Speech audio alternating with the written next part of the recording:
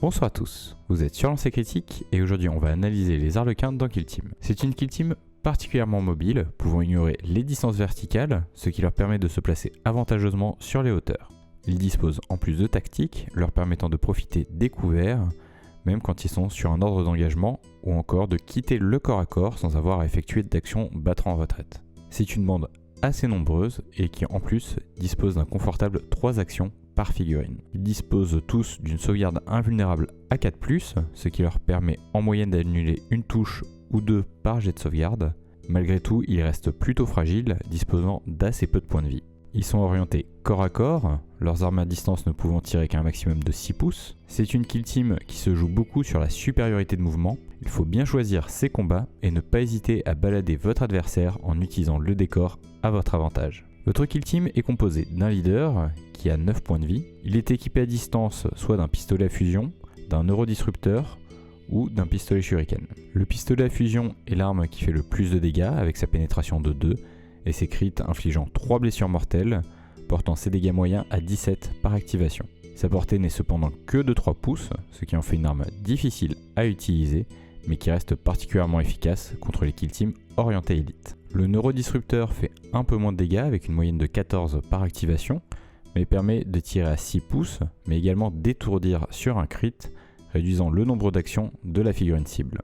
C'est un excellent choix, vous offrant un peu plus de contrôle et de survie.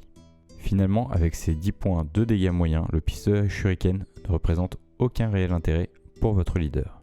Au corps à corps, il peut au choix être équipé avec une épée, une caresse d'arlequin, une étreinte d'arlequin, un baiser d'arlequin ou une arme énergétique. Statistiquement, l'épée, la caresse et l'étreinte se valent avec en moyenne 17 points de dégâts par activation. L'épée permet de relancer un dé d'attaque raté et l'étreinte dispose de la règle brutale, faisant que vos attaques ne peuvent pas être bloquées que par des critiques. Le baiser d'arlequin n'a pour ainsi dire aucun intérêt, il n'a pas de règle spéciale et ses dégâts moyens sont en dessous de toutes les autres options. L'arme énergétique est à mon avis le meilleur choix pour votre leader avec ses 20 points de dégâts en moyenne par activation et son létal à 5+, permettant de parer plus facilement tout en rendant vos propres attaques plus difficiles à parer. Votre kill team sera composé de 5 ou 7 guerriers selon si vous prenez ou non des tireurs. Ils disposent de 8 points de vie chacun. Ils sont équipés à distance d'un pistolet shuriken, infligeant en moyenne 9 de dégâts à 6 pouces, en faisant une arme au final assez peu intéressante. Au corps à corps, ils disposent du même choix que le leader, à la différence que leur arme touche moins bien et qu'ils n'ont pas accès à l'arme énergétique.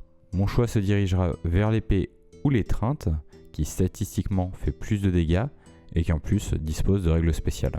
J'aurais tendance à préférer l'épée contre un adversaire plus orienté élite et brutal contre un adversaire qui privilégie le nombre. Votre kill team peut inclure jusqu'à 2 tireurs disposant de 8 points de vie chacun. À distance, il dispose du même choix que le leader, à la différence que ces derniers touchent moins bien. Comme pour lui, le pistolet à fusion fait plus de dégâts avec une moyenne de 14 blessures par activation, ce qui en fait un très bon choix. Votre kill team étant particulièrement fragile, j'aurais cependant tendance à préférer le neurodisrupteur, qui ne fait que 11 de dégâts en moyenne, mais a la capacité d'étourdir sur un crit, ce qui vous permet de mieux temporiser. Il dispose du même choix d'armes que les guerriers au corps à corps et mon choix sera donc le même que pour ces derniers.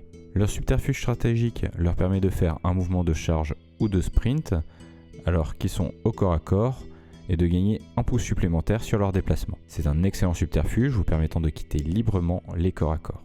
Autre subterfuge, ils peuvent également être considérés comme dissimulés tant qu'ils sont à 1 pouce d'un couvert et qu'ils n'ont pas tiré. C'est là aussi une très bonne capacité, surtout en début de partie, vous offrant beaucoup de survivabilité et vous permettant d'aller déloger les tireurs adverses en toute sécurité. Leur dernier subterfuge leur permet de relancer les jets de sauvegarde ratés, mais également de gagner une sauvegarde de 4+ au corps à corps contre les attaques non critiques. La résistance étant un des gros points faibles de votre kill team, cette compétence est presque indispensable une fois arrivé à portée d'engagement. Leur subterfuge tactique permettent d'enchaîner une attaque critique et une normale au corps à corps, de faire une retraite pour une action et ce même si on a chargé pendant ce tour, ou encore de se téléporter n'importe où sur le champ de bataille à condition de finir à plus de 6 pouces d'un agent ennemi, mais au coût de tous les points d'action. Même s'ils sont intéressants, je garderai généralement mes points pour les subterfuges stratégiques. Mon choix pour cette kill team: un leader avec neurodisrupteur, arme énergétique et pur psychocristal, 5 guerriers avec pistolet shuriken et étreinte d'arlequin, et finalement 2 tireurs avec neurodisrupteur, étreinte d'arlequin et pur psychocristal. Merci à tous de m'avoir suivi, n'hésitez pas à me dire quel kill team vous souhaiteriez voir ensuite. Merci à mes tipeurs, tout sweet.